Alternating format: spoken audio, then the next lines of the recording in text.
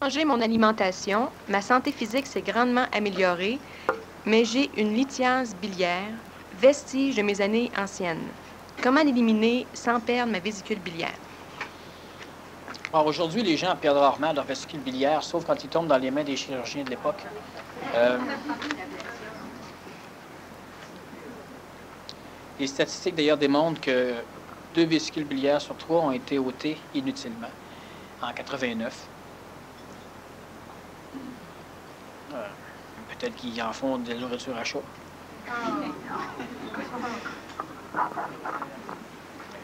Vous devez simplement vous adresser à des endroits des personnes qui pratiquent les médecines douces. Il y a tellement de façons de nettoyer une vésicule biliaire.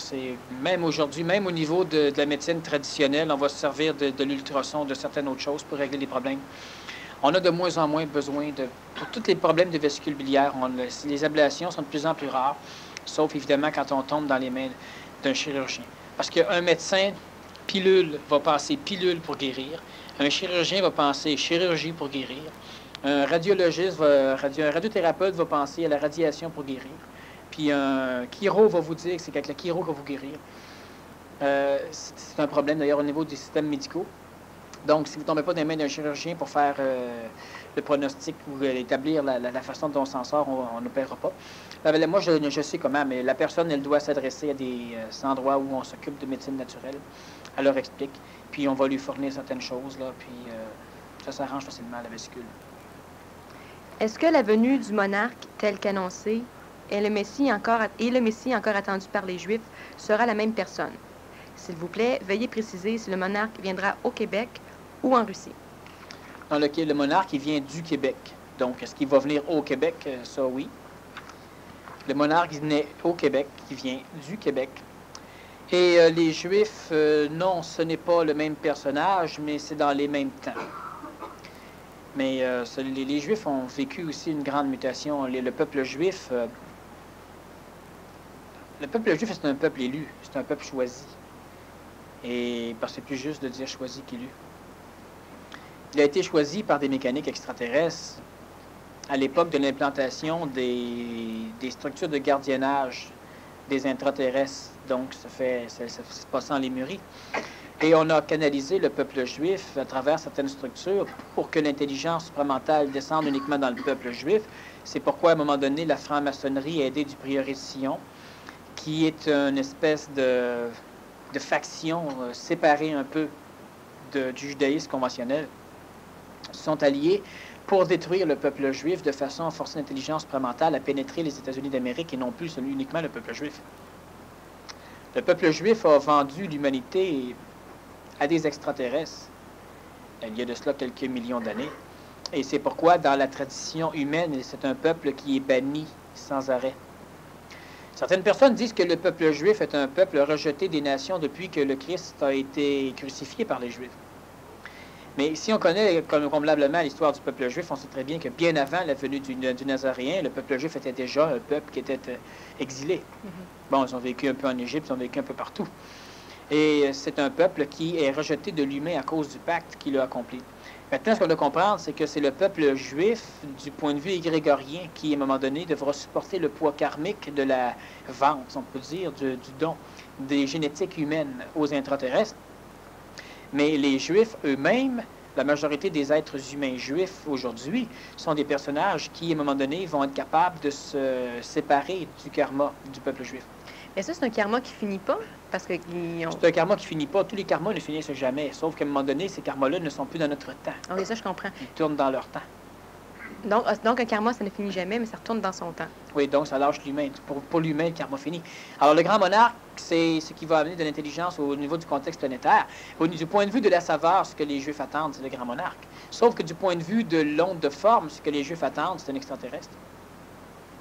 Et les deux vont probablement arriver dans les mêmes temps, mais dans des temps locaux très près. Est-ce qu'ils vont les reconnaître ou... Oui, ça va créer une scission au niveau des Juifs. Il y a des Juifs qui sont trop réincarnationnellement encore attachés à la mécanique à laquelle ils se sont voués, alors qu'il y a plusieurs autres Juifs qui vont totalement s'en détacher pour reconnaître la lumière de l'intelligence à travers le grand monarque. Mais le grand monarque, il est déjà au Québec, il est déjà parmi les humains. Sauf que les humains ne sont pas capables de le voir, pour la simple raison que le grand monarque n'est pas encore visible, mais le grand monarque est déjà là. Puis c'est ça. Puis comment le rendre visible? Oh, Non? OK. ben, tu prends de la farine, Une autre fois, oui. tu mets un sac, puis s'il rentre chez toi, ça va tomber sur lui, la farine. Puis là, tu vas voir une affaire blanche se promener. Mais c'est ça. Ah, c'est une que je savais pas, ça. Ah oui, c'est comme ça. Avec la farine? Tu risques de voir souvent Michel en blanc, par exemple. Quels exercices puis-je faire pour avoir un dos en santé? Merci. Tes exercices de dos.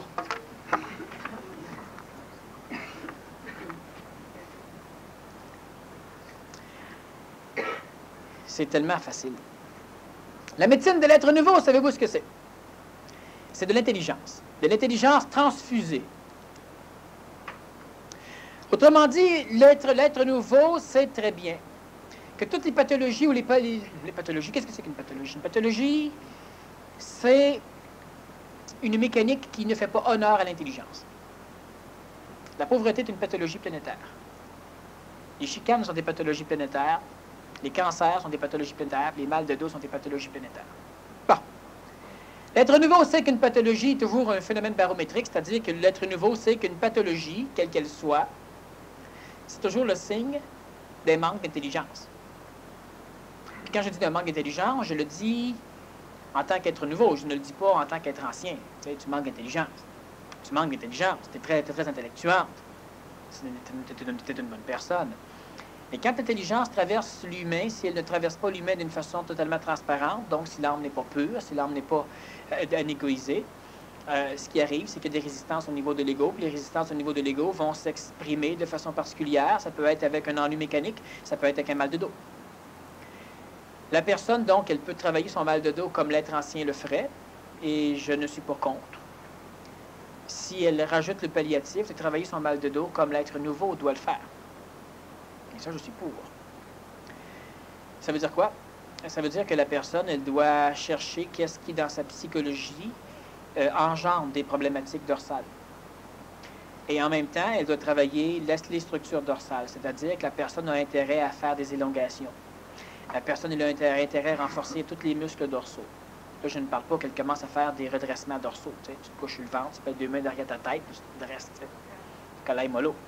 Puis la personne, elle va nécessairement vérifier avec les manuels de la planète. Elle va aller voir un chiro, elle va aller voir des personnes comme ça, pour vérifier. Et on magasine les chiros, évidemment. Et les chiros, vous savez ce que c'est qu'un médecin? Je ne parle pas des médecins, là, des médecins augustins. Je parle des médecins. C'est un individu qui se trouve à être une solution applicable dans un cas particulier, dans un temps particulier. Autrement dit, le bon médecin, c'est celui qui va vous aider. Le bon médecin, ce n'est pas celui qui a aidé les autres. C'est celui qui va vous aider.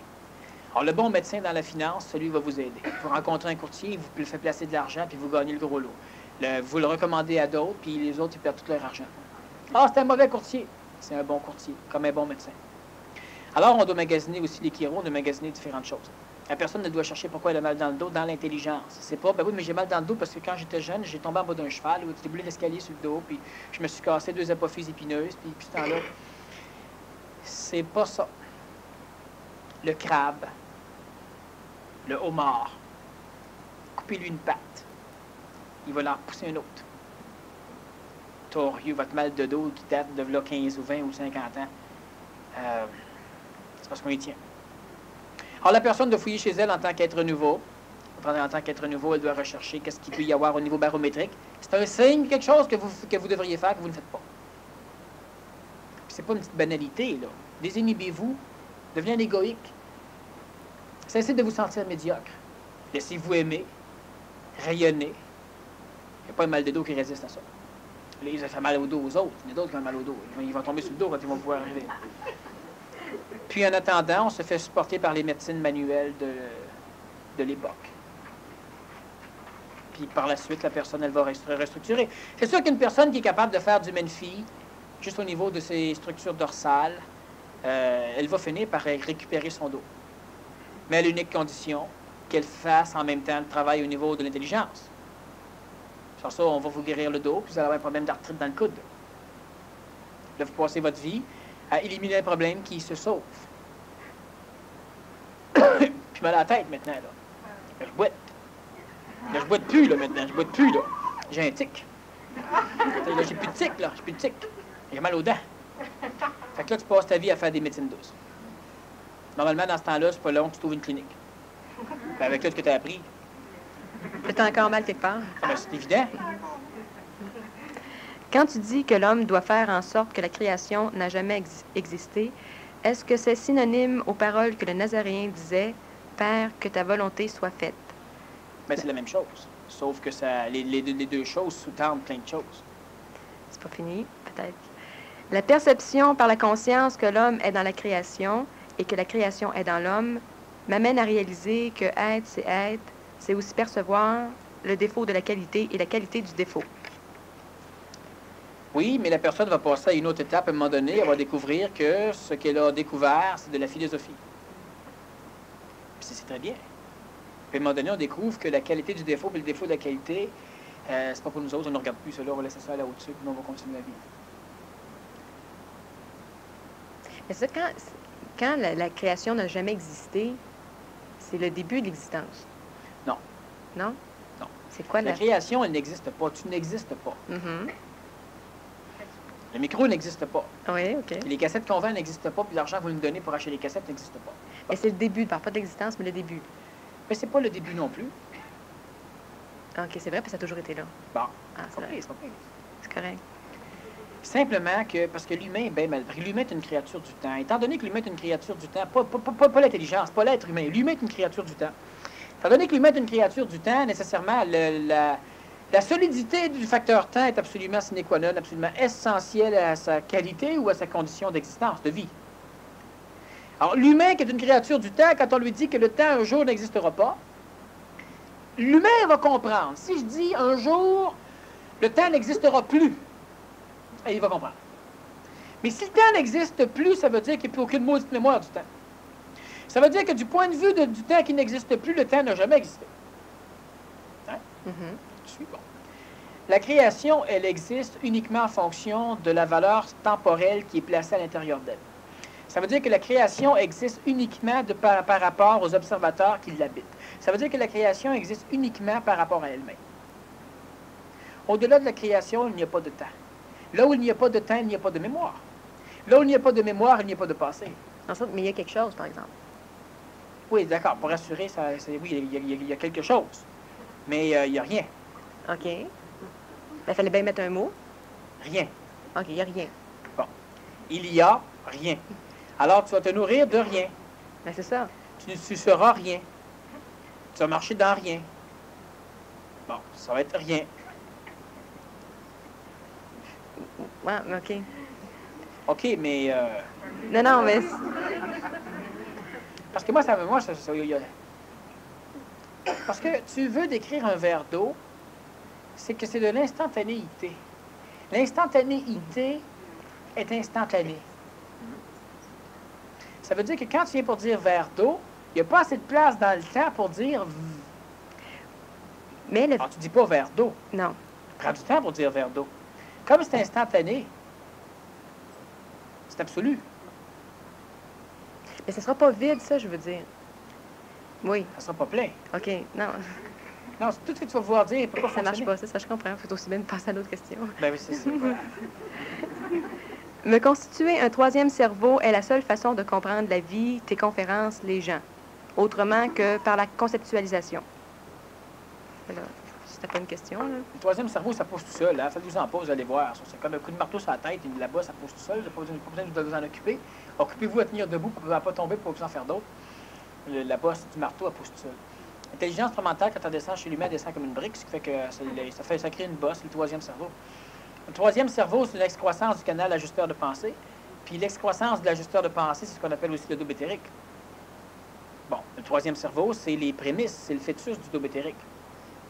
Alors que le canal l'ajusteur de pensée, c'est par là que va naître le troisième cerveau.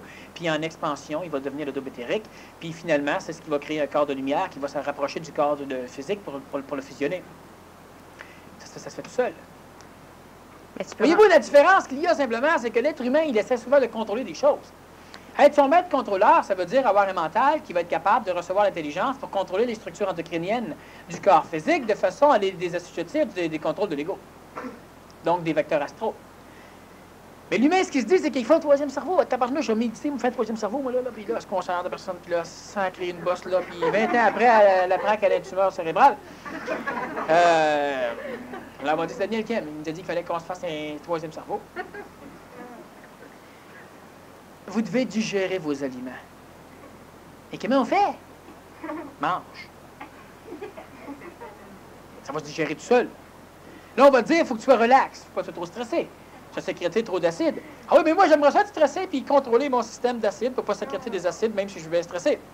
Ça, c'est typiquement la vision des spirituels. Je ne dis pas que la personne, c'est ça qu'elle vit. J'explique simplement que c'est ça qu'il ne faut pas vivre. Le troisième cerveau, ça va se créer tout seul. Si vous êtes capable de reconnaître l'esthétisme quelque part sur la planète, l'intelligence, vous êtes capable de reconnaître l'intelligence, ça veut dire que nécessairement, vous avez de l'intelligence chez vous.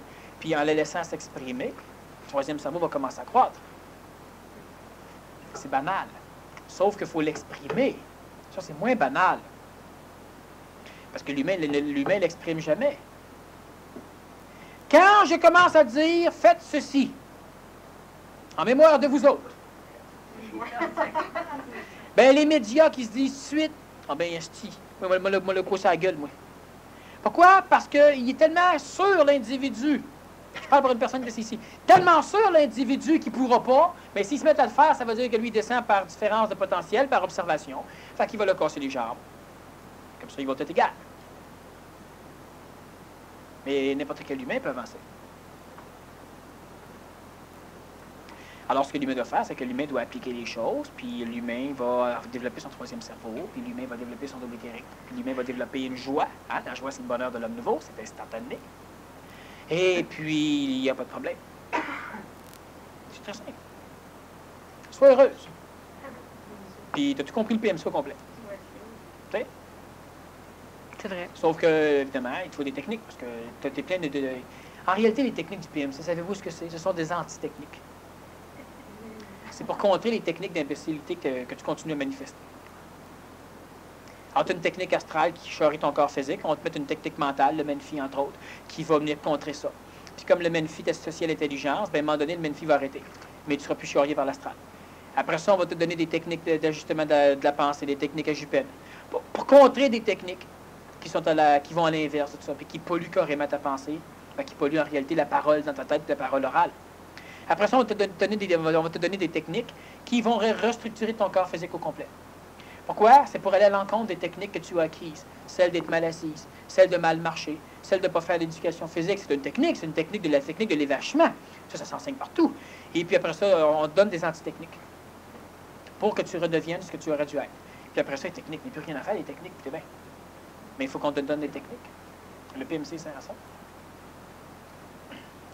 Pour être esthétique, la désinhibition doit-elle se faire uniquement avec d'autres individus intelligents qui comprennent le sens? Non, pas pour être esthétique. La désinhibition ne peut se faire autrement qu'avec des individus intelligents qui en comprennent le sens. Parce que si on se désinhibe avec des individus qui ne sont pas intelligents et qui n'en comprennent pas le sens, on ne se désinhibe pas, on se libère. Bon, par exemple, l'exemple, c'est qu'il y a un lac, puis il y en a deux qui se désinhibent puis qui se baignent nus. Mais il faut que ces deux-là attendent que parce que s'il y a un groupe, puis si les autres sont pas intelligents... C'est bien simple, tu arrives dans un lac, il y a une personne qui se baigne nue, tu as le goût de te baigner nu, tu te déshabilles, tu te baignes nu, aucun problème. Tu es désinhibé. Si tu arrives dans un lac, une personne qui se baigne en maillot de bain, mais toi, ça ne te dérange pas d'être nu, tu te déshabilles, tu te baignes à côté d'elle, tu es totalement libéré. Donc, tu te fous royalement de l'autre. Donc, ça, c'est libéré, c'est pas désinhibé. La désinhibition, là, ça crée un cadre qui est nourrissant. Ça ne te dérangera pas d'être baigné en maillot de bain une fois par année à cause qu'il va y avoir quelqu'un là. Tu vas pouvoir bénéficier. Ça revient encore à la question d'affection. Oui, mais moi, j'aurais voulu me baigner nu. Il faut que tu te nourrisses de tout au complet parce que 99,9% c'est pas assez. Fait que tu t'en vas frustré à la place. Mais non, tu te mets en maillot, tu te baignes. Ouais, mais c'est pas pareil. Tu fais pour ta grande gueule. Tu as passé une partie de ta vie de baigner avec un maillot, tu n'as pas souffert. Bon, mais tu te nourris de la même façon. Si tu n'es juste pas aussi bien que tu l'aurais voulu être, prends au moins le 99% qui se présente. Le 1%, écoute, tu n'en mourras pas. Mais la personne s'en va frustrée à la place, ou bien non, on se libère carrément. Puis libéré, tu ne te nourris pas non plus. Libéré, tu nourris ton ego. Puis désinhibé, tu nourris ton corps astral en plus de nourrir les autres. La personne qui est désinhibée, c'est une personne qui nécessairement est esthétiste. C'est pas une personne qui se dit « Ah ben moi, il n'y a rien là. » Écoute, il y a tout là. La preuve, fais-le pas savoir qu'il y a tout là. C'est une personne libérée. Une personne désinhibée, ça ne la dérange absolument pas de prendre un verre de vin dans un party, là, puis se le verser sa tête. Ça ne la dérange pas. Elle ne fait pas, c'est stupide. Mais ça ne la dérange pas. Puis si tu vois quelqu'un qui est désinhibé un jour qui fait ça, là, tu sauras qu'il est libéré. Parce que la personne désinhibée, ça ne la dérange pas. Mais elle ne fera pas non plus, c'est pas intelligent. Mais ça ne la dérange pas. Il y en a qui pensent que pour arriver à se désinhiber... On doit se faire chier. Oui. Puis il y en a qui pensent qu'il faut qu'on se libère. Il faut passer par un... Ah oui, mais si tu te libères, tu te désinhibes. Ben, c'est ça. Si tu te libères, tu fais reculer un peu. Ah, moi, je recule pour prendre le meilleur élan. Tu vas voir que ton élan elle va être dans le mauvais sens. Non, mais l'argument, c'était que si t'es inhibé, tu peux pas ouvrir la bouche. Fait que là, tu te libères. Oui, mais c'est ça, tu n'as rien saisi. Ça, mais... Il faudra en parler encore de la désinhibition parce qu'il... Encore? Oui. Oui, non, je n'ai assez parlé. Oui, mais non, il y a... plusieurs conférences. C'est pas saisi encore. Je sais que c'est pas saisi encore, mais les gens vont comprendre à un moment donné quand ils vont se faire inhiber par ceux qui auront appris à se désinhiber. La désinhibition, c'est lorsque toutes les limites psychologiques imposées à la conscience ascensionnelle de l'humain sont rejetées par la descente de l'intelligence. La libération, c'est lorsque les limites imposées dans la conscience de l'humain sont rejetées par la frustration astrale puis égoïque de l'humain. Bon, c'est clair, hein? Libérez-vous pas. Quelqu'un qui est libéré financièrement. Bon, sur son argent, il y a un pogné de petits changes, là, tiens, du type. Ben, à un moment donné, ben, les canals, lui, oh, l'argent, rien là, de l'argent, non, masse d'argent, puis c'est 5 de l'argent, puis t'es libéré, ça. T'es libéré. C'est pas un riche, tu seras jamais riche. La personne qui est désinhibée, à un moment donné, écoute, tu rentres dans un endroit particulier, puis il faut que tu sois discret, et chaque fois que tu fais un pas, ça fait schling-a-flang, tu sais, ton argent se promène dans tes poches. Ça ne te dérangera pas de la donner en pourboire, ou de l'acheter, ou de la donner à quelqu'un, ou de la serrer quelque part. Ça ne te dérangera pas. Sauf que là, il y a une raison intelligente de le faire. Mais c'est pas t'échappes à 10 cents ou 5 cents. Ben oui, ça veut dire que tu t'aimes pas. Parce que le 10 cents là, représente un pourcentage de ta vie, de ta santé puis de ton temps. Alors, oh, c'est qu'une cellule, tiens! Regarde-moi, rien là! Ben oui. Quand c'est 25 000 cellules, là, un bras au complet, ah là, il est tout là, hein? Mais c'est un paquet de 10 cents. Fait que comment peux-tu, toi, aimer plus? Tu vas aimer un 10 cents seulement si tu es en gang. Ah oui. 2010 cents, là, on l'aime. Là. Mais avec un 10 cents, on ne peut pas l'aimer. Ben, l'humain ne s'aime pas parce que c'est une partie de lui qui est aux poubelles. Parce que c'est pas parce qu'on gagne 25 $ de l'heure que ton heure ne vaut plus rien. Elle vaut toujours une heure de ta vie. Alors, c'est la même chose. Il y a tellement de banalités. Mais il y a deux façons d'être inhibé aussi. Il y a plus que deux façons d'être inhibé. Oui, mais une d'être désinhibé, puis il y a tout un paquet d'être inhibé. Mais c'est ceux qui sont inhibés par crainte. Eux peuvent... Ils ne sont pas inhibés. Ben, ils sont inhibés, oui. Oui, c'est ça. Ils sont inhibés. Mais c'est la même chose. C'est parce qu'ils n'ont pas suffisamment d'intelligence pour être capables de reconnaître ce qu'ils sont, fait qu'ils vont craindre. Comme nous, tout à l'heure, on a parlé aujourd'hui, il y a un paquet de personnes, prochainement, je ne parle pas de vous autres, là. Il y a un paquet de personnes qui vont être inhibées en maudit parce qu'ils vont nous craindre en maudit. Ben, c'est la seule façon. Quand l'humain passe intelligent, l'inhibition devient une crainte. Parce que qu'est-ce que c'est que l'inhibition? L'inhibition, c'est le respect imposé. Il y a deux façons de respecter, il y a une façon d'être inhibé. Moi, je te respecte parce que je te respecte, ou moi, je te crains, ce qui fait que je te respecte. C'est comme la personne qui fait des poids haltères parce qu'elle se dit, dans la rue, là, moi, là, va me faire respecter. Fait que moi, des gros bras, puis je vois ça que je vais me faire respecter. Les gens ne te respecteront pas, les gens vont te craindre. Mais dans l'ère ancienne, le respect ne peut pas aller plus haut dans le système social que jusqu'à la valeur de la crainte.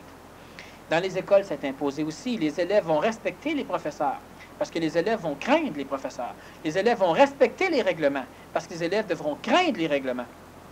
Mais quand tu deviens intelligent, tu commences par rejeter la crainte. Puis là, il y a un processus qui est problématique parce que tu te libères. Puis en te libérant, ben là, nous, l'intelligence vient te retinhiber. Là, tu ne craindras pas nécessairement. Tu es inhibé quand même. Mais le respect, il reste un respect imposé. Tu ne crains pas parce que tu reconnais la valeur bénéfique de la chose, mais tu crains toujours parce que finalement, c'est par la force qu'on t'oblige. Puis quand l'individu se désinhibe, ça veut dire que l'individu est capable de traverser de l'autre côté où il n'y a plus de limite, tout en conservant le respect. Il n'y a plus de crainte. Ça veut dire qu'il ne peut pas payer l'espace vital de quelqu'un, ça veut dire qu'il ne peut pas voler, ça veut dire qu'il ne peut pas être inécologique, ça veut dire qu'il ne peut pas mettre le feu, il ne peut même pas être jaloux. Ça, mais avant de se désinhiber, il faut qu'il commence par être inhibé, non par crainte, mais par intelligence? Oh, c'est même pas nécessaire. De toute façon, c'est ce qui va lui arriver. La personne qui est inhibée par crainte, progressivement, si l'individu qui l'inhibe ou si l'événement qui l'inhibe est un événement qui est beau, qui est blanc, ben, automatiquement, l'individu va lentement permuter sa crainte en respect inhibiteur. Puis par la suite, il va falloir que lui apprenne à se désinhiber en face de lui, donc règle ses propres problèmes pour traverser de l'autre côté. Parce qu'on se désinhibe toujours avec quelqu'un, mais on se désinhibe toujours en face de soi-même. L'autre devient simplement le miroir qui va nous obliger à bouger, puis qui va nous montrer des choses. Parce que tu es désinhibé, par exemple, tu es inhibé au niveau de ton corps physique. Être nu devant quelqu'un, c'est tout un amanchure. Alors, oui, mais moi, je me désinhibe tout seul. Je n'ai pas besoin des autres, moi, là. Bon, ben, tu es nu devant toi-même, ça va bien. Tu es toujours inhibé au niveau de ton corps physique parce que tu as peur du jugement d'autrui. Donc, en partant, tu n'es pas capable de supporter ce que tu es. Tu n'es pas capable de t'aimer suffisamment pour ne pas être dépendant du jugement d'autrui. De ce fait, tu n'es pas capable, encore une fois, de te présenter devant les autres. Mais tu ne te présenteras pas devant des individus qui vont se libérer parce que là, c'est une autre chose, c'est que la saveur, quand on se désinhibe, on s'alimente sur tous les plans. Mais c'est évident que si tu ne manges plus de viande parce que tu es végétarienne, tu ne peux pas aller te désinhiber dans un endroit où en retour on va te donner de la viande. Tu ne pourras pas t'alimenter. Ça veut dire que tu ne peux pas te désinhiber devant des gens qui ne sont pas intelligents parce que le retour endoformique que les autres vont t'émettre, ce ne sera pas une nourriture pour toi. Donc, en partant, il n'y a pas d'intelligence de faire un mouvement-là. Tu vas te désinhiber devant des gens qui sont intelligents parce que le retour endoformique de ton action va te nourrir. Ça va créer une synergie. Normalement, lui va aussi se désinhiber. Et ça va créer une synergie. Bon, c'est pour ça que la désinhibition se fait nécessairement toujours avec des gens intelligents. 1, 2, 3, 4, 15, 20, 200, ça n'a aucune importance. Et que la désinhibition, c'est toujours le respect et l'intelligence. C'est eux qui sont toujours, c'est eux qui procèdent au déshabillage des limitations de l'ego. Les limitations ont été imposées parce que l'ego n'a pas d'intelligence. La personne qui se libère, elle, c'est qu'elle élimine les barrières, les limitations imposées, mais elle n'a toujours pas d'intelligence. Fait que nécessairement, il va falloir qu'on la réinhibe à un moment donné. Il y a des personnes qui s'approchent de d'autres personnes, on va dire par exemple les enseignants ou les enseignantes, bon, ils sont au contact de jeunes, puis ils ne les respectent pas du tout dans leur espace vital.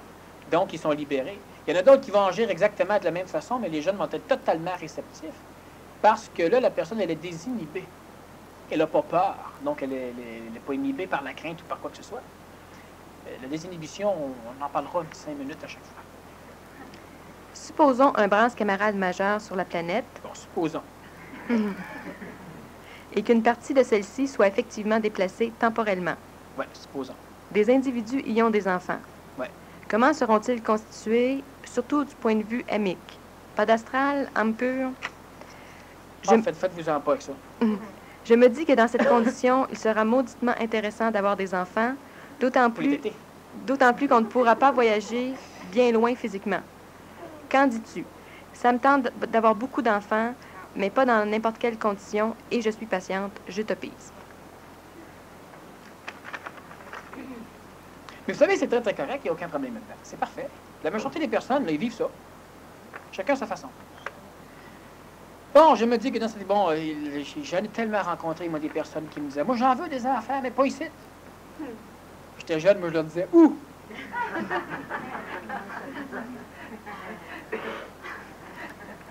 Bon, maintenant, je sais un peu plus, là. C'est pour ça que je vais aller sur une île déserte, moi, là. Au moins, aller faire un ou quelque part. Ben, c'est ça, voilà. Donc, il va effectivement avoir un bras camarade sur la planète Terre, une sortie, bon, c'est voilà. Les enfants vont être constitués comment? Faites-vous-en donc pas avec ça. Pourquoi? Parce que les individus qui vont sacrer le camp, c'est des individus qui vont faire des enfants corrects. Parce que c'est l'éducation, l'instruction qui est extrêmement importante et qui manque totalement chez la jeunesse. Pas l'éducation, mais l'instruction. On ne devrait jamais éduquer un être humain, on doit l'instruire, mais jamais l'éduquer. On n'a que des éducateurs, on n'a pas d'instructeurs. Puis, quand je parle d'instruire l'enfant, c'est l'instruire l'enfant en fonction de ce qui se passe dans la réalité des choses. Tu ne l'obliges pas à être écologique.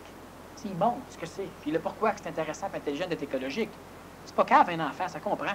Sauf qu'au début, on commence par l'éduquer. Ça veut dire qu'on le frustre, on le limite, on le barre, on l'inhibe. Puis une fois qu'il est bien inhibé, bien gelé, là, on essaie de lui expliquer la beauté de notre monde. Tu sais, grand-maman, c'est une personne qui est gentille. Ben oui, je comprends. Chaque fois que je la vois, je me fais battre. Parce qu'apparemment, je suis toujours impoli, je suis toujours ci, je suis toujours ça. Il a fallu qu'on m'instruise de certaines choses. Après ça, j'aurais été capable d'accepter que grand-maman est correcte.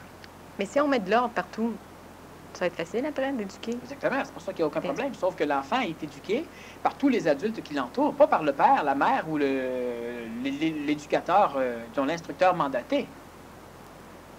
Ça fait partie encore des visions collectives. Une société qui est limitée au niveau de sa gestion affective, de l'alimentation du corps astral, ne peut pas éduquer ou instruire, on va dire instruire, ne peut pas instruire la jeunesse parce que c'est pas tes enfants. Puis quand ça ne te dérange pas trop, ben, tu as des difficultés encore à te rapprocher d'eux autres parce que c'est toujours mal vu.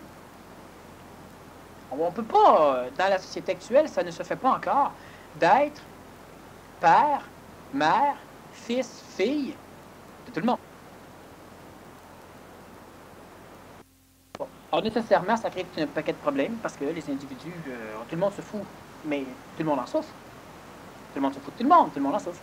Dans une société intelligente, c'est évident que même les jeunes qui vont être amenés là, c'est des jeunes qui déjà font partie de cette structure, c'est des jeunes qui sont déjà intelligents. Les adultes qui vont être là, c'est des adultes qui sont capables de supporter leur intelligence. Et les enfants qui vont naître dans un cadre comme ça, c'est des enfants qui vont être dans un cadre de... Premièrement, par une génétique et une réincarnation, ils vont réincarner à peu près juste les mécaniques de l'avenir. Et c'est des enfants qui vont être dans un cadre où l'instruction sera totale, à partir de leur enfance. Quand je parle d'instruction totale, je ne compte pas tout. Mais totale. C'est pas une manipulation dans le sens reformer un enfant, ou etc. C'est une instruction. Ça veut réellement dire instruire, ça veut dire fonctionner uniquement par intelligence. Quand on instruit quelqu'un, c'est par l'intelligence. Sinon, on l'éduque. On l'éduque à penser que 5 et 5 font 10. On n'a pas instruit, on l'a éduqué. Quand il commence à obstiner que 5 et 5 peuvent faire d'autres choses, tout le monde s'obstine. Donc, en partant, c'est parce que les gens ont été éduqués que ça faisait 10, que ça devait faire 10. Mais les gens n'ont pas été instruits des mathématiques, les gens ont été éduqués des mathématiques. Une grosse nuance. L'instruction, on n'en fait pas d'instruction. L'instruction, ça dépend de l'intelligence de l'individu, puis tu le laisses venir. Ça veut dire quoi? Ça veut dire que s'il ne comprend pas, tu le laisses aller. Quand il sait casser la gueule comme il faut, tu viens lui l'instruire. Tu viens lui dire. Il va comprendre tout de suite. Après 3-4 fois, il va savoir qu'il a intérêt à écouter ce que tu dis. Parce que ça rapporte. Mais le bras camarade, là, est-ce qu'on est encore... Est-ce qu'il est trop tard? Est-ce qu'on a dépassé non, trop tard. Écoute, le temps, ça existe pas. On joue ça comme on veut. Parce que le base camarade n'est pas nécessaire. On aimerait bien que ce soit pas nécessaire, mais il y a des fortes chances qu'il n'est pas nécessaire. Ça veut dire qu'il n'est pas voulu. Ça va dépendre simplement d'eux autres. Si l'astral est capable de retenir ses épées, là, ben c'est dommage. Quand il y a une épée astrale qui va faire une connerie, on va bûcher sur l'épée. On va bûcher sur tous ceux qui n'ont pas su le retenir. Non, c'est vrai. Les innocents, là, on va te les fouetter et on va te les faire baver. Donc, il faut cesser d'être innocent. Ce serait une manière. Moi, je parle de l'astral. Non, je sais, mais si l'astral bûche sur l'épée, puis en plus, ceux qui auraient dû appliquer, puis qui n'ont pas appliqué, puis que... C'est ça, cesser d'être innocent? Ouais. Ce On n'est pas obligé de faire des campagnes politiques, mais c'est parce qu'il faut fonctionner avec les lois actuelles de la politique. Bon, tu prends des otages astrales. Là, tu peux manipuler un pays au complet. Puis c'est toujours les innocents qui payent le prix. Mais dans l'astral, l'innocent est un être volontaire.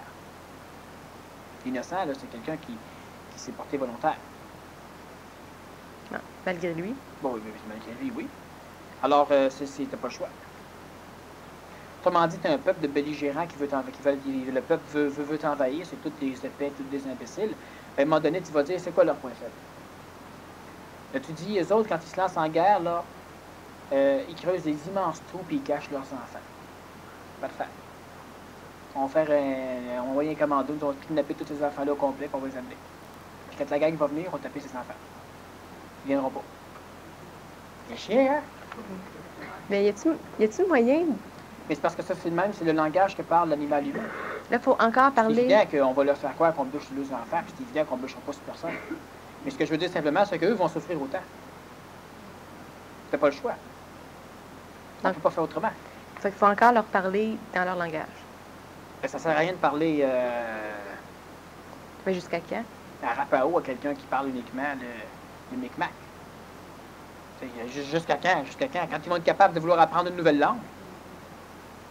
Paix! Tu vas répondre avec un fusil. Part! Ben là, OK, ça sert à rien. Tu réponds pas toi aussi, tu en fais pas, puis à un moment donné, ils vont comprendre. Ils vont comprendre qu'il faut faire qu'ils aient peur. Vous savez, la planète Terre ne pourra pas aimer les individus qui sont extraordinaires. Elle ne pourra que les détester ou elle ne pourra que les craindre.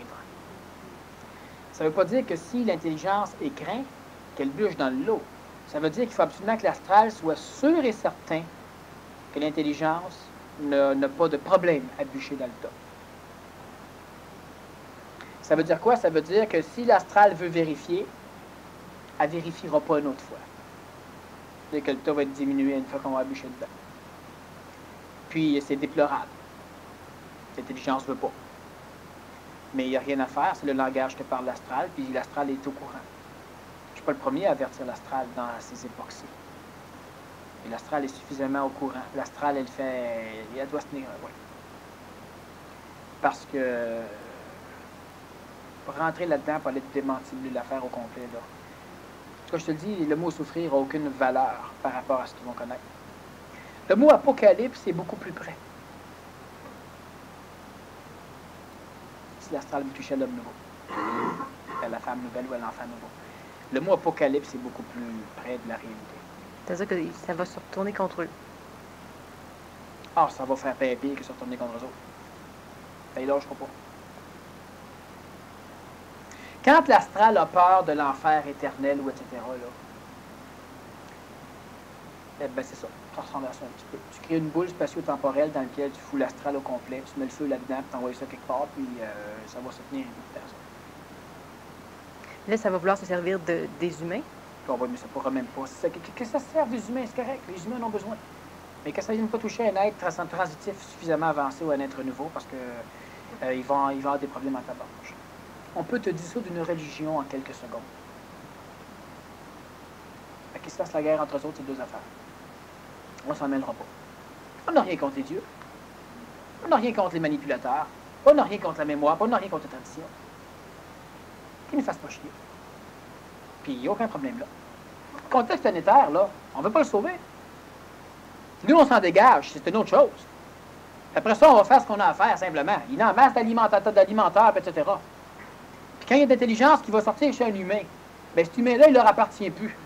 Il appartient à l'intelligence. Il va falloir qu'ils comprennent sans ça. Ils ne pourront jamais lutter contre l'intelligence.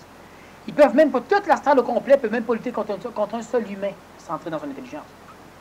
Sauf que l'avantage que l'astral a, c'est que l'humain centré dans son intelligence n'a rien à foutre de l'astral. Il ne se mandatera pas et il ne se missionnera pas à détruire l'astral. Et si l'astral veut pénétrer sur le territoire d'intelligence, tu vas voir qu'il va y avoir une razzia punitive qui va se ramasser très loin de l'autre côté. À chaque fois que l'astral va avancer d'1 pouce, on va augmenter notre territoire de quelques 300 ou 400 000. Quel intérêt à pas... Intérêt à pas trop... non. Qu'elle observe, qu'elle regarde, qu'elle prenne des photos, pas de problème. Ça va lui permettre de se créer des spiritualités intéressantes. Mais quand l'astral va vouloir gagner 1 pouce, ils vont perdre des milliers de kilomètres. On n'ira pas les repousser, là, on va le gagner, ça. Là. On va aller intelligencer ce territoire-là.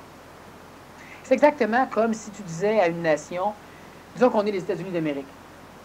Bon, ben, faites pas la guerre avec nous, puis on n'ira pas vous écœurer. Puis, à un moment donné, il y a un petit pays qui veut faire la guerre avec toi. Il fait la guerre, qu'est-ce que tu fais? Tu rentres chez lui, tu tapes la gueule à tout le monde, puis après ça, qu'est-ce que tu fais? Ça devient un autre État. Mais voilà. Maintenant, c'est américain, il n'a plus. Puis vos religions, on ne peut rien savoir. Et si tu veux absolument rester dans cette religion-là, on va te déporter des pays où ils en font, puis démerdent avec eux autres. C'est un État maintenant. 53 puis 54e État américain, ça va être comme ça. Puis tant que t'écœures pas, t'écœures pas. Des échanges, on peut en faire. Puis tu veux faire des choses selon tes lois sur notre terrain, tu risques de devenir un autre État. Fait que c'est comme ça que ça va fonctionner, puis c'est la seule affaire, c'est la seule façon que l'astral peut comprendre. Quand un viol de psychologie et de conscience est-il permis? Jamais. Quelle est l'utilité de ceux-ci à part la déstabilisation par l'éclatement choc temporaire d'une émotion? Même pas. Les viols sont jamais permis. L'astral en fait, mais c'est pas permis. L'intelligence en fait jamais. Ne serait-il pas plus ajusté de mettre l'ego au courant d'un tétage émotionnel par le biais du mental de la personne qui, elle, pourrait instruire par la suite d'une façon adéquate et douce l'ego, et cela par apprivoisement, sans qu'il y ait d'onde de choc en retour? Oui, absolument, absolument, absolument. Quand on a, par exemple, 50, 60 ou 200 ans à passer avec un individu, on peut faire ces choses-là. Ce qu'il faut dire comprendre, j'explique souvent dans le séminaire qu'il y a un racisme qui fait partie de l'être nouveau. il y a ceux qui savent, il y a ceux qui sont susceptibles de savoir, puis il y a ceux qui représentent le reste. Ceux qui représentent le reste, on ne crache pas sur eux. C'est du bon monde, du monde correct, c'est du monde comme on était nous autres. Ceux qui représentent le reste, ben, ça ne sert à rien de communiquer de l'intelligence à ces personnes-là. À un moment donné, ces personnes-là vont toucher l'intelligence. Ils vont cellulariser les choses, elles vont muter. Quand elles touchent l'intelligence, elles font partie de ceux qui sont susceptibles de savoir. Encore là, il faut leur donner les ingrédients, il faut leur donner l'instruction qu'ils ont besoin. On ne peut pas arriver et violer l'espace psychologique d'un individu au nom de l'intelligence. On ne peut pas rendre quelqu'un intelligent à force de manipulation ou à force de taper dedans. L'individu intelligent, on peut le forcer à bouger. Mais l'individu qui n'est pas intelligent, on peut absolument rien faire, sauf de le laisser vivre son karma astral. Il n'y a rien de mieux que l'astral pour écœurer suffisamment un individu pour le rendre intelligent. L'intelligence ne peut pas faire ça. L'intelligence, elle explique. Alors, quand on rencontre une personne à qui on peut expliquer, on explique. On commence toujours avec les solutions douces. Ce que je vous dis, moi, c'est que le respect d'autrui ne doit pas finir par entacher votre respect personnel. Alors, quand c'est rendu qu'une personne doit se médiocriser, doit perdre en énergie, doit se rendre malade, doit perdre son temps, doit perdre sa vie, uniquement parce qu'elle aime trop l'autre, puis elle veut lui expliquer des choses, elle ne veut pas être violente, elle ne veut pas faire de choc, vous êtes en train de vous préparer un choc à vous-même, au nom du fait que vous ne voulez pas en créer dans l'autre.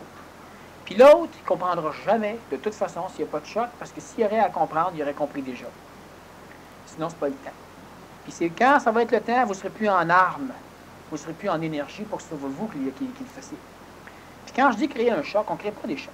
L'individu qui ne comprend pas, dégage-toi-en. Puis ça veut dire reste plus avec, ça veut dire reste avec lui, mais mène ta vie. C'est tellement simple. Vous tondez votre gazon tous les samedis, les troisièmes samedis du mois.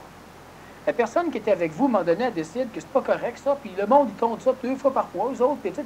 Bon, on vous donne des affaires comme ça. Vous vous obstinez pas. Vous ne l'engueulez pas. Vous y faites pas de choc. Vous coupez votre gazon tous les troisièmes samedis du mois, puis ça finit là. Quand elle vient vous écœurer, parce que c'est le premier samedi du mois, puis là, vous devriez le faire, puis etc. Là. Écoutez-la pas. Elle continue, puis à un moment donné, elle veut un choc. Vous comprenez? Ça fait 3 ans qu'à tous les mois, le premier samedi, elle vous écœure encore avec ça, alors que vous allez rester au troisième samedi. Et là, vous ne vous respectez plus.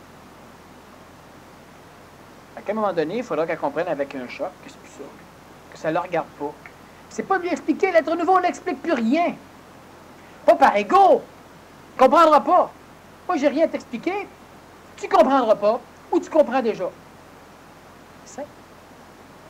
Je ne pas pour lui dire, écoute, le gazon, je m'en fous, moi qui ai tant de pouces, etc., ça ne me dérange pas, puis une fois par mois, c'est suffisant, puis ah, t'aimes ça, les affaires qui sont là, puis regarde, bon, tu sais, ça ne marchera pas. Moi, je coupe le gazon, le troisième samedi du mois. Puis c'est parce que c'est comme ça. Je me suis mis une discipline, puis moi, ça me va. Ah, une discipline d'imbécile, puis... Oui, c'est une discipline d'imbécile. Puis moi, je suis un imbécile. Puis c'est comme ça. Puis quand ça ne démorce pas, ça, à un moment donné, il faut que tu l'apprennes, tu de la cote d'un coin solidement en lui disant « Je ne veux plus jamais que tu viennes me faire chier puis m'écœurer que tu as un ton d'œil parce que je t'accasse ça la tête. » Clair. La personne, elle va comprendre que c'est un choc. Vous ne lui dites pas « Si tu continues, elle va me mettre en colère. » Chaque mois, tu sais, vous la préparez. Quand elle allait faire ça, elle va être équipée depuis longtemps.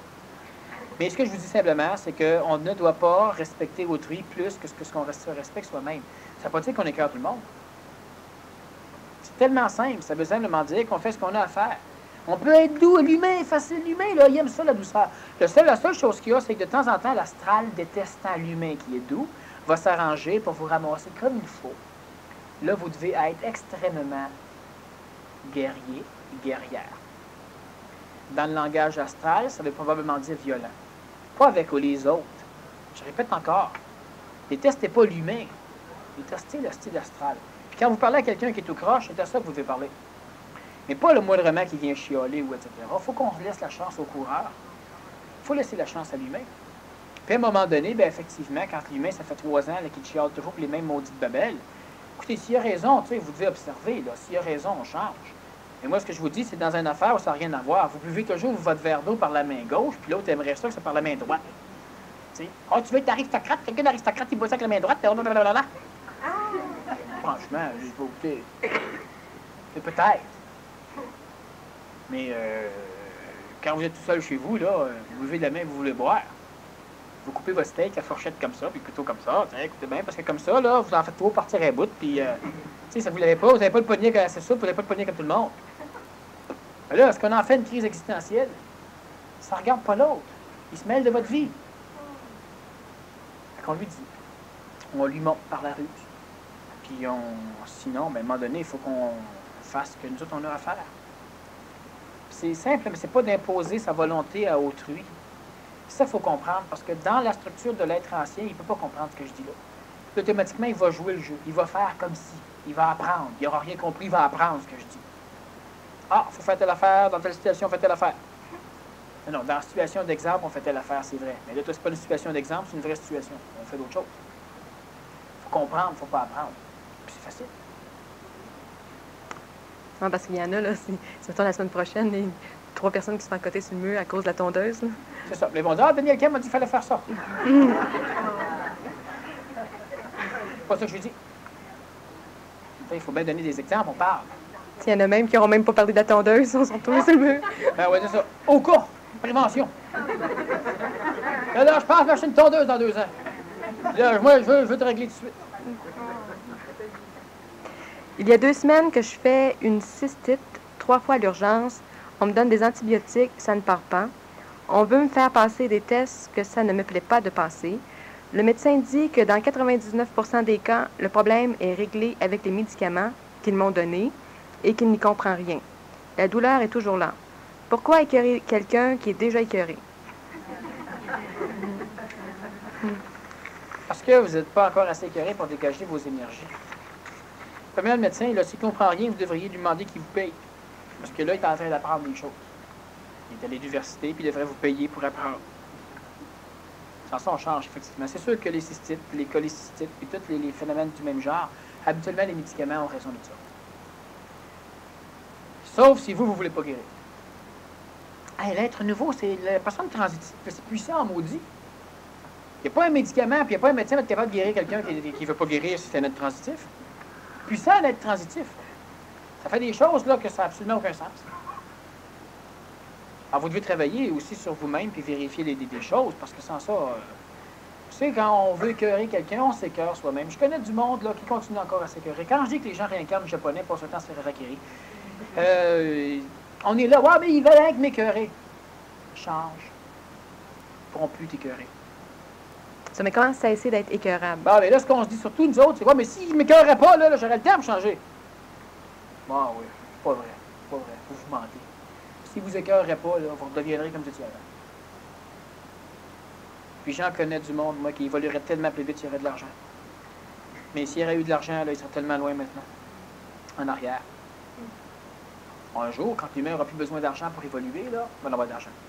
Quand vous n'aurez plus besoin d'écœurement pour évoluer, pour vous conscientiser, pour monter, là, vous serez plus écœuré. Mais vous avez juste à changer. Moi, l'astral ne m'écœure jamais. Je change les choses. Là, vous dites, moi, mais tout à l'heure, là, tu leur as parlé en tabarnouche, il faut croire que tu ne veux pas qu'il t'écœure. C'est ça, j'ai changé des choses chez moi. Fait qu'il ne va pas m'écœurer. Parce que j'aurais préparé tout un canon. Mais j'ai changé des choses chez moi. Là, c'est ça, mais ce que tu fais là, toi, ça ne veut pas dire que les autres, parce qu'il y en a qui vont peut-être comprendre. Pas tout le monde commence à être comme ça. Non. Écoutez bien, surtout s'il y a des... Si l'astral pense que maintenant, il y a des émissions intelligentes dans son territoire pour venir l'écœurer, alors ben, c'est pas des émissions d'intelligence, évidemment, c'est des égos qui se missionnent. Non, moi je parlais pour l'astral, pour les égos, puis pour ces choses-là, parce qu'il faut préparer des choses, parce que l'humain n'a encore vraiment rien vu. Bon, puis le moindrement, là, que il y a un petit bout de guerre qui rentre dans la conscience de l'humain, c'est même pas le doigt de l'individu, c'est avec le bout du guet. L'humain capote déjà. Il faut commencer à le préparer, là. Pas à le préparer à supporter, mais non. Préparer à se pousser. Il faut préparer l'humain à se pousser. Bon, il faut que l'humain ait peur. Ok, toi, tu parles de ceux qui... Je parle de l'animal humain. Les indésirables. Pas les indésirables, les indésirables, les individus qui font pas encore partie des structures de leur intelligence. C'est du monde correct, c'est du monde qui vont progressivement apprendre à apprivoiser l'intelligence. Ils vont apprendre après ça à la spiritualiser, pas être capable de la goûter. Nous autres, on va digérer beaucoup d'intelligence pour eux autres. On va les alimenter. C'est essentiel. Avoir la paix. Sauf qu'en attendant, ces personnes-là ne peuvent pas goûter et ne peuvent pas assister au lever du soleil. Alors, tu vas leur faire assez peur pour qu'ils migrent tous vers le côté de la planète où le soleil ne sera pas visible quand il va se lever. Bon, après ça, quand ils vont vouloir venir, ils vont commencer à voir un petit peu de lumière, puis un petit peu de lumière, puis un petit peu de lumière, ils vont voir les étoiles fondre lentement, mais ils vont s'habituer. Tandis que présentement, si le soleil apparaît là, ils vont tout tirer dessus. Tu sais depuis des années que tu dois laisser tes mémoires, certaines choses et certaines personnes. Si tu continues à persister à vouloir les emmener avec toi, ce sont celles avec qui tu as à être qui sont dans l'avenir avec toi dans un futur possible qui vont te laisser. Tu en es conscient, mais tu résistes. Ah, moi, j'aime ça, moi, le monde qui s'occupe de moi comme ça. Est-ce ton ego à part de la rupture? Non, non, c'est ça. Ici, c'est une personne qui comprend foutrement rien à tout ce qui se passe. C'est compliqué, c'est juste. C'est pas mon ego, c'est pas rien de ça. C'est une personne qui comprend rien. C'est une personne qui projette des choses qu'elle vit elle-même. Et c'est une personne aussi qui a bien peur de bien des affaires. Puis c'est une personne qui, en plus, essaye de récupérer l'affaire au complet pour être incluse inconsciemment quelque part dans une mécanique. Est-ce que c'est une démonstration de la jalousie dont tu parlais tout à l'heure? C'est une démonstration de la jalousie qui est assez énorme. Puis c'est ça. Parce que, vous savez, quand une personne, je vais vous expliquer, l'astral mentalisateur, il jase comme ça. Tu sais que tu ne dois pas faire ça. Ça veut dire que tu le saches ou non. Si tu veux faire l'intelligent, il faut que tu acceptes ce que je dis. C'est totalement, ça c'est quelqu'un qui pointe avec le doigt et qui jase comme ça. Tu sais, ça c'est une vieille sœur ou un vieux frère là, qui regarde.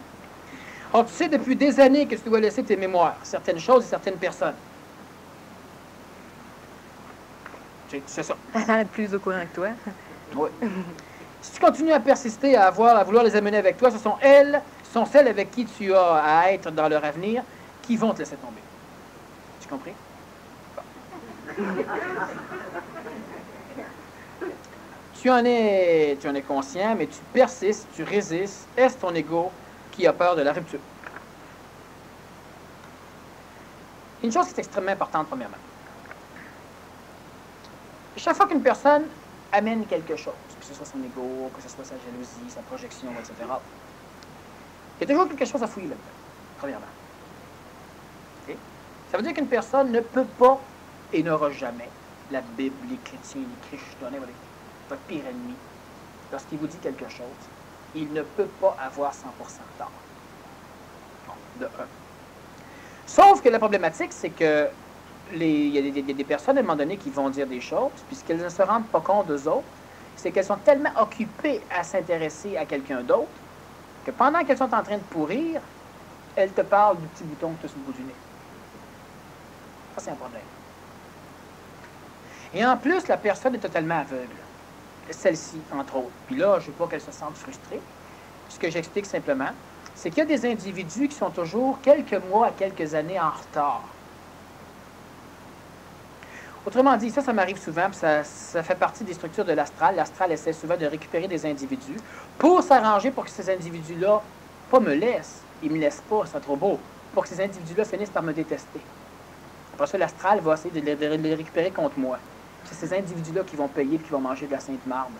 L'astral au complet qui les aura manipulés aussi. Si les individus veulent bouger contre moi, je ne dis pas que la personne se fait, puis j'explique. Il arrive ceci. Il arrive qu'à un moment donné, j'entre en contact avec le plan bouddhique un peu plus, puis je commence à changer un peu. Puis là, quand c'est de plus en plus exprimé, là, je commence à recevoir des questions. Monsieur Kem, ça, vous devriez rentrer en contact avec le plan bouddhique, blablabla. Bien, 6 mois en retard, la personne se met chier, elle n'a rien vu. Aujourd'hui, ce que la personne, elle dit là-dessus ici, j'ai commencé à appliquer ça depuis des mois. J'ai continué à lâcher des choses depuis des semaines. Je continue à faire 100% ça. Je suis totalement là-dedans, totalement réglé là-dedans. Puis la personne, elle vient se plaindre que je ne le fais pas, que je sais que je devrais le faire, puis etc., etc. Ce papier-là, ici, il est probablement 6 mois en retard.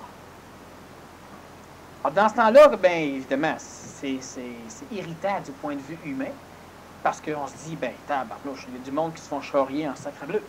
Ils sont pas là pour te dire, ils sont même pas là pour t'aider. Ils sont juste là pour te donner le doute. Évidemment, ça ne fonctionne pas sur moi.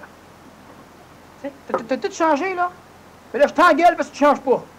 Bien, c'est assez pour qu'elle commence à se poser des questions sur elle. Mais moi, ça ne sert à rien.